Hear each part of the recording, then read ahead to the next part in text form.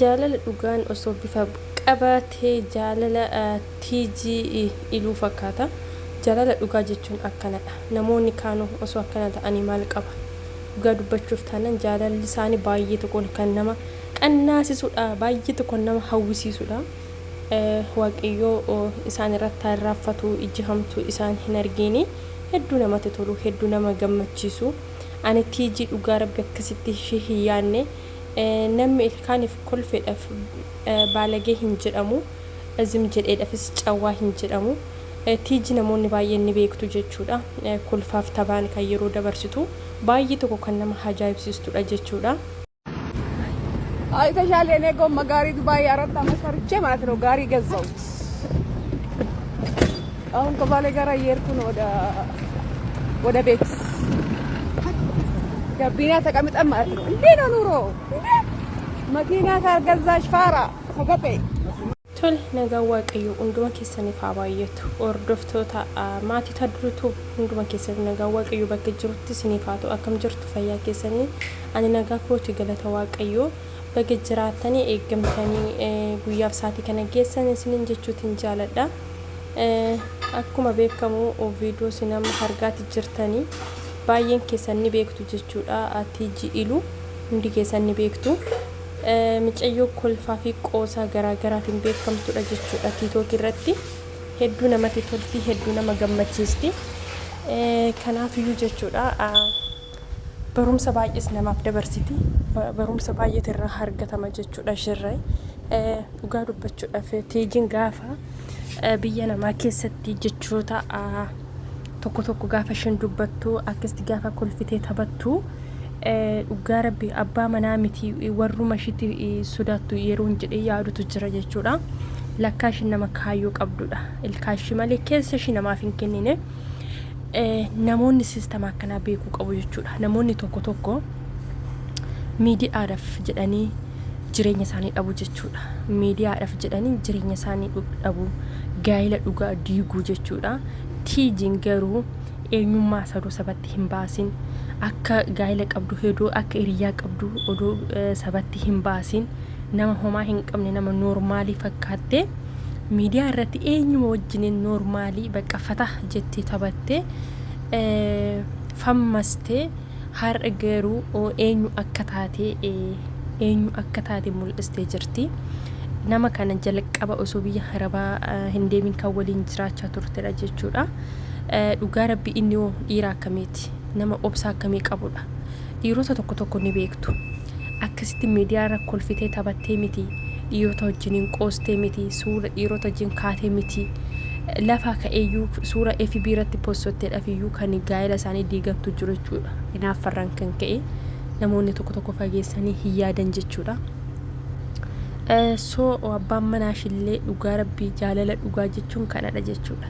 Walii galtee isaanii wal amansiisanii maaltu jireenya isaaniitiif akka barbaachisu isaan yoo waadaa akkamii akka waliif qaban wal amansiisanii waliif beekanii waliif hubatanii isheen akkasitti miidiyaa irra kolfitee taphattee namoota wajjin wal qunnamtee walitti dhufeenya horattee inni immoo hanga san biyya keessa taa'ee hojjetee hojii osoo hin tuffatin waan ajaa'ibe keessa dubartoonni baay'een bajaajii binne jedhanii toof jechu, taaksii tokko tokko binne jedhanii toof jechu. Isheen garuu biyya galtee waggaa 4 Dubaay hojjedhe jettee maal agarsiiste beektu? Gaarii. Kuni dhugaas ta'uu mala garuu gaarii sun kan nama biraas ta'uuti mala garuu isheen beekta eenyu akka taate agarsiisu ishiiti. Of tullummaa malee of dhoksuu malee ifaan ifatti eenyu akka taate mul'isuu ishiiti jechuudha. Kun immoo maalidha? Ijoollee shamarraniitiif fakkeenya taate abbaan manaash immoo ijoollee dhiiraaf fakkeenya ta'uu qaba jechuudha. Fakkeenya ta'eera jedhee yaadasi. Dhugaa rabbi gizee isheen abbaa manaa kootii fi bilbila Nokiyaa fi harree duwwaa tokkoon bitee isaan akka hojjetu gaafa ishiin jettu miidiyaa irratti dubbattu hin qoostii natti fakkaate. So abbaa manaashi kana baay'een keessan miidiyaa irratti hin beektanii erga isheen biyya galtee kinoo miidiyaa irratti mul'iste jechuudha. Inni ammam akka ishee dhafa manamaa ta'e hubadhaa. Dhiironni baay'een qarshiidhaan nama madaalu. Shamarran tokko walii galtee dhiira tokko wajjin jireenya boruu waliin jiraana jettee walii galtee gaafa biyya arabaa deemtu qarshii gaafata jechuudha. qarshii narratti hergii jedhaanii ishii yoo qarshii san irratti erguu baatte maaltu ta'u beektu nama biraa irratti janajjana nama biraa fuudhaa jireenya san hin diiga walii galte san diiga jechuudha. Kuni gaarii miti. Jaalalli birriidhaan hin bitamu. Jaalalli dhugaan kennaa rabbiiti. Waliif amanamummaan immoo gahee namummaati. Dhugaa rabbi ani baay'een dinqisiifadhe jechuudha. Ijoollee kana lamaanii baay'ee tokkoon dinqisiifadhe. Nama akkanaa jira dhiira akkanaa jira man jedhutti yaade rabbi ganama waliif kenninaan eenyullee gargar baasuu hin danda'u jechuudha. Gaa'ela milkii horaa bulaa isaaniin jechuu jaaladha. Iji hamtuu isaaniin argin qilleensi gidduu isaaniin galiini.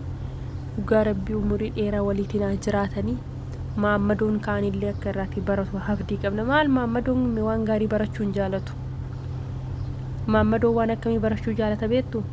Dhiirri tokko shamarran tokkorra gaafa birrii nyaatee bakka miidiyaa irratti wal gaggalabbatanii maal jedhan anis yooman ishii tokkorraa nyaadha akka isaatti jedhee yaada malee yooman akka isaatti amanamummaa ta'ee haadha manaa kootiif amanamummaa ta'ee yooma waliin jiraadha hin yaadu waan gaarii hin baratu jechuudha. Warroota sammuu duudateef waaqayyo sammuu isaanii haa banu. Sinin jechuuti jaaladha uummata qashtii. Tiijii baay'ee tokkoon itti gammadee baay'ee tokkoon gammadeef jechuudha. Namoonni baay'ee miidiyaa irratti feemesii ta'uudhaaf jireenya isaanii dhabanii baay'ee isaanii gaa'ela isaanii diiganii walii shakkuurraan kan ka'e waliif amanamummaa dhiisuurraan kan ka'e baay'ee isaanii gaa'ela isaanii diiganii jiru jechuudha. Isaan kun immoo eenyumaaf iyyuu fakkeenya ta'u jedhee yaada. Dhugaa hedduu tokkoon isaaniif gammade jechuudha. Rabbi akkanumatti isaan haa jiraachisu.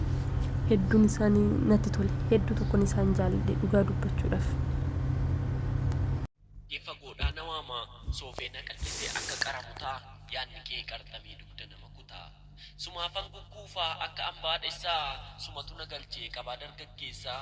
Hidhaa jaalalaatiin cimsitee na hiitee laphee koo tarsaastee onnee koo nan hiitee. Kanaafuu kichuu koo mucaa warra leeqaa narraan turii maaloo natti kootu seeqaa. Magaaleel kan kaarruu qal'oo mudhiin soonsaa jiruun koo si taatee akkam godheen obsaa. Miidhaginni fuula kee hin qabu fakkaatti barrisee na seenee akka collee allaatti. Akkuma na seeneenis onnee kiyya tararee akka abaaboo birraa na keessatti daraaree. Ulfinaan badhaafamee simboof naatoo kuufatee mi'aawaa damma caaluun onnee korra buufatee. Situ seenee onnee koo akka waraana xiyyaa yaadni kee na maraachee oofee na baasuuf biyyaa.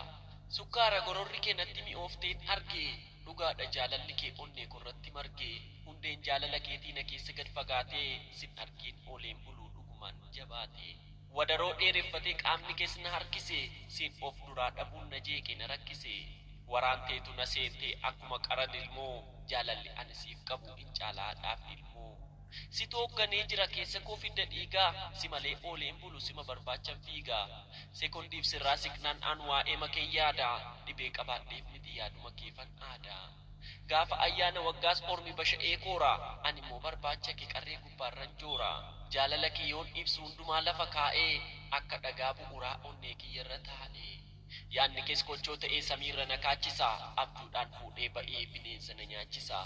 Si dhabnaan natti ka'a waraansi lafee ceekuu ati koo anis keetii kanadha kanan beeku. Yeroo koo qisaasessee siif dhabee hundan deegu nagantee deemta jedhees yoomuu sirraa hin eegu. Uumama dinqisiisaan tottolfamtee kuulamtee ittuma yaadamteetu anaaf jecha uumamtee. Kanaafan si kabajaa ol siif ka'ee teessoorraa sobaaf sosobbaa mitee sin jaalladha keessoorraa. Jaalala kee mu'amee harka koo sitti laadhee nan miidhuun busudee koo sagootti yoon si baadhee. Qabbaneessitu laphee akka jiidha gaaddisaa sin argaa laata jedheen boroo keessa daaddisaa. Osoon beekiin waama fedhii malee maqaa kee bororri kee dawaadhaa naaf galaa si galaa kee. Erga waliif uumamnee nuti tokko beekadhu kanaafuu lubbuu kiyyaa natti kottu seeqadhu. Beekadhu kanaafuu lubbuu kiyyaa natti kottu seeqadhu. Sin jaalladha keessoorraa. Jaalala kee mu'amee harka koo sitti laadhee nan miidhuun busudee koo sagootti yoon si baadhee. Qabbaneessitu laphee akka jiidha gaaddisaa sin argaa laata jedheen boroo keessa daaddisaa. Osoon beekiin waama fedhii malee maqaa kee bororri kee dawaadhaa naaf galaa si galaa kee. erga waliif uumamnee nuti tokko beekadhu kanaafuu lubbuu kiyyaa natti kottu seeqadhu. gaddinee gammannee yeroo xumurru waa'ee jireenyaa waa'ee jaalalaa yaaduun keenyan oolu jaalalaan duubaa maaltu jira kan jedhus deebii biroo qaba gaafa kana xiinxaltu gochaa seenaa dhugaa tokko argitee biran dabartu barattoota lama turanii barattuu seenaa fi barataa falmataa isaan lamaanuu yuunivarsiitii Haramayaa keessatti damee barnoota injineringii baratu seenaan waggaa sadaffaa yoo taatu falmataan immoo waggaa arfaffaa barata inni oromiyaa jiddu galeessaatti dhalatee guddate isheen immoo oromiyaa lixaa yoo taatu lameen isaanii ijoollee oromiyaa baadiyyaatti dhalatanii guddatanidha seenaan akkaataan uumama ishee baay'ee nama ajaa'iba icciitii ishee beekuun ulfaatus kennaan beekumsa ishee fi bareedinni ishee dhiirota hedduu akka bubbee arfaasaa asiif achiraasa rifeensi ishee dugdarraan hanga'a yeroo adeemtu akka bishaan gibee deemuu malee sagalee hin dhageessistu ijji ishee akka urjii biraa calaqqisti seeqni yookiin immoo kolfi ilkaan ishee akka tirikaa dukkana keessatti ifa konkonni funyaan ishee akka waan ogeessi bobbocaa boce fakkaata guntunni ishee immoo akka tulluuwwan oromiyaa keessaa uumamanii kan dhaabbate ol jedhee nama laalu fakkaata seenaan yeroo kolfitu sagalee onnee nama raasu tokko osoo hin daangessiin ol baasti haalli uffannaa ishees akka bineensota baddaa baalee daawwataniitti ilaalanii xumuruun ni ulfaata falmataan immoo mooraa yuunivarsiitii Haramayaa keessatti baay'ee tokko boonuudhaan beekama gaafa namni baay'ee naasa'u baay'ee dhaggeeffata rifeensi isaa immoo boca odaa oromoo fakkaatee akka bosona oromiyaa durii daawwatamee quufamu kennaan bareedina isaa akka somayaa leemmanii ol qajeelaadha kan nama dhibu falmataan barnoota isaatiin baay'ee cimaadha yoon jedhe san madaalu gaafa barsiisaan gaaffisa gaafatu akka leencii yeroo gaaraa bookkisu bineensonni isaan kaan asiif achi sokoksanii barattoonni kaan daree keessaa calli jedhanii isanni deebisu kana baranneerraa laata jechuun daftara isaanii asiif achi galagalchu seenaa fi falmataan gumii aadaa fi hogbarruu afaan oromoo keessatti hirmaannaa cimaas qabu kan falmataan nama ajaa'ibu keessaa tokko immoo yoo jiraate guyyaa ayyaanaa keessumaayyuu guyyaa ayyaana sabaaf sablammootaa huccuu yookiin tiishartii dhiigaan baasna jedhu uffachuun beekama sababa uffata kanaafis baay'ee dararama haa ta'u malee garuu osoo nu baratuu barattoota damee barnoota isaa baratan kan waggaa tokko hanga waggaa sadaffaa barataniif barnoota dabalataa yookiin immoo tiitoriyaalii barsiisaa yeroo boqonnaa isaa dabarsa falmataan afaan amaaraa osoo miliyoona tokko kennitee fi waan dubbatu sin fakkaatu barnoota dabalataa kana yeroo barsiisu barattoota saba biroo daree seenuu dhoowwee barattoota oromoo qofaa adda baasee barsiisa sababa kanaafis sabaa fi sablammoota biroo biratti falmataan waan baay'ee jibbamu fakkaata seenaanis barattuu waggaa sadaffaa waan taateef barnoota isaa kana barachuuf dirqamte isaan lameenuu jaalala sabaa guddina afaanii fi jireenya isaanii yaaduu malee guyyaa tokkos waa'ee jaalalaa dubbatanii waan beekan hin fakkaatan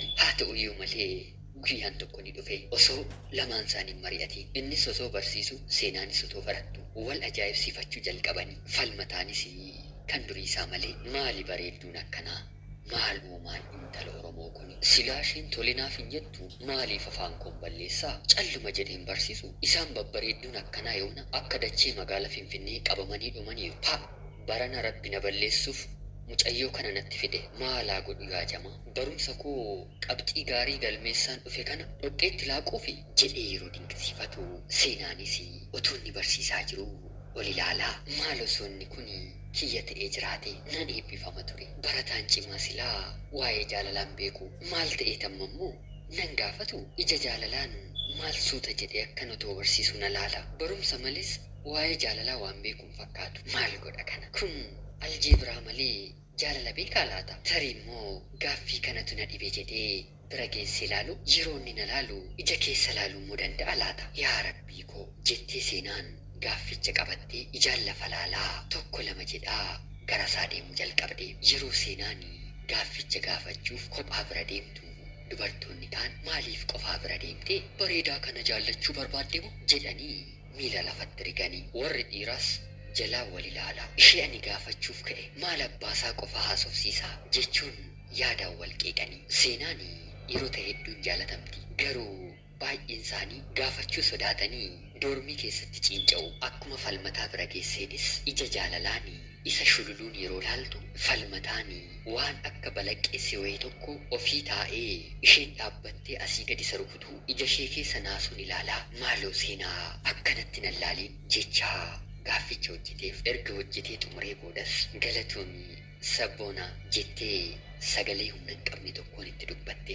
Doormitti yeroo isheen deebitee galtus dubartoonni maalirraa si qabee jedhanii kolfaan doormii uwwisanii osuma isaan lamaanuu yaadaan waxalamanii baachi tokko ta'e guyyaa tokko seenaan kaafteeriyaa tokko keessa teessee yeroon qormaataas ga'eera waan ta'eef gara mana kitaabaa deemuuf buna dhugaasoo jirtu falmataan gara mana kitaabaa deemaa jiru laaltee argite. Seenaanis daftee lafaa ol kaatee sabboonaa jettee sagalee ol kaastee isa waamte. Barattoonni naannoo sana turanii maal intalli kuni maal taatee jechaa wal ilaalanii yeroo falmataan ishee bira ga'u kottu buna Oromoo dhugi jettee isatti dubbatte. Innis xiqqoo ishee akka kolfuu tokko ta'e maalinni buna Amaaraa yookiin Tigree jedhamutu jira moo jedhee yeroo isheetti dubbatu seenaan xiqqoo ishee akka callisuu tokko taate bunni illee kanuma Oromooti garuu kan gurguratee duuromaa yookiin immoo sooramaarra jiru warruma sana jettee isatti dubbatte.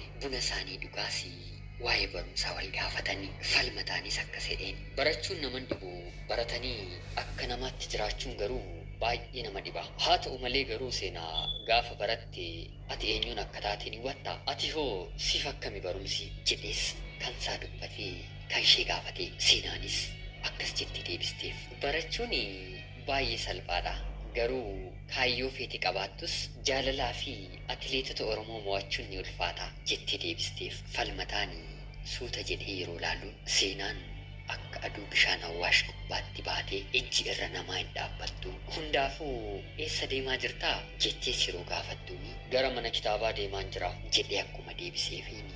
Anis si wajjin haa dubbisu kaa jettee ammas isa gaafatte. Falmataanis eeyyeen garuu mucaa tokkummaa jedhamu tokko wajjin dubbisuu fi beellama walii qabanneera jedhee yeroo isheetti dubbatu.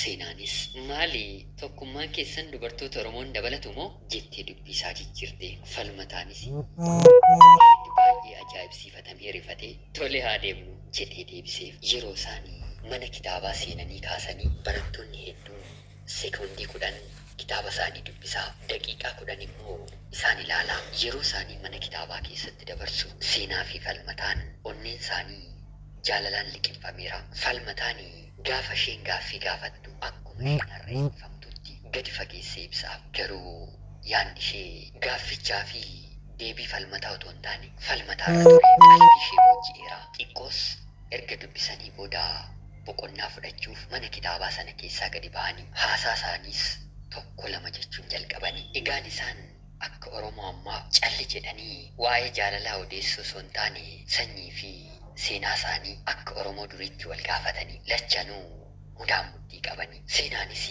gaaffii ajaa'ibu tokko si gaafadhu jettee falmataa gaafatte. Innis deebisee fi tole rakkoo maal qabare yeroo jedhu ati garuu maaliif barattoota saba biroo akka daree keenya dhowwita gaafa barsiisaa yuunivarsiitii taasisi akkasuma gootamu jettee yeroo isa gaafattu. Falmataanis quuqama garaasaa keessaa baafatee nuti yoo xiqqaate uummata miiliyoona 40 taana garuu afaan keenyaan magaala deemnee lilmoo bitachuu hin dandeenye. Hedduun keenya immoo afaanuma keenya dubbachuutu ni qaanofna. Namoonni hedduun yoo afaan Amaaraa kun jalaa cabe ishee fooyyessuuf halkan guutuu hirriba dhabu. Kanaaf barattoota keenyaa fi akka isaaniif galutti afaan Oromootti ni kaaf. Anis dirqama koo ba'uun qaba. Kanumaafis jedhee akkuma deebiseefi. Amma immoo ani dabaree koo si gaafachuu danda'a jechuun yeroo seenaa gaafatu. Seenaanis eeyyeen rakkoon qabu falmataa jettee deebisteefi. Ati maqaa kana maaliif sitti moggaasanii jedhee yeroo ishee gaafatu.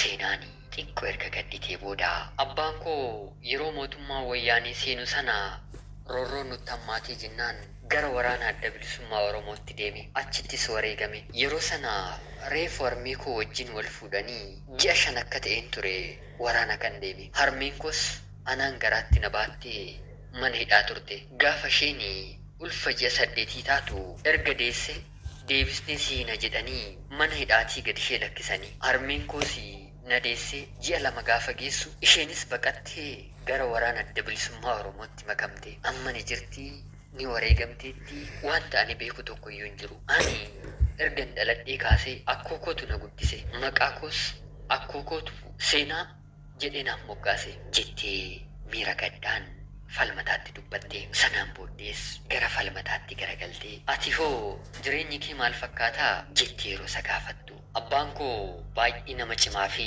nama Oromoof dhiigu ture. Yeroo baay'ee farda, eeboo fi gaachana isaatiin addan ba'u. Yeroo sirna dargii sanaa akka ta'uttis ta'ee darbee bara wayyaanii kana bira ga'e manni keenyi poolisiidhaan marfamee bula. Ganama yeroo baay'ees dhukaasatu dhagahama. Garuu Oromoon naannoo sanaa isa deeggaranii poolisoota ofirraa faccisaa turanii. Harmeen koos akka isheen rasaasatti fayyadamuu dandeessu leenjisee ture. Fardi abbaa koo maqaan isaas Bulloo jedhama. Gaafa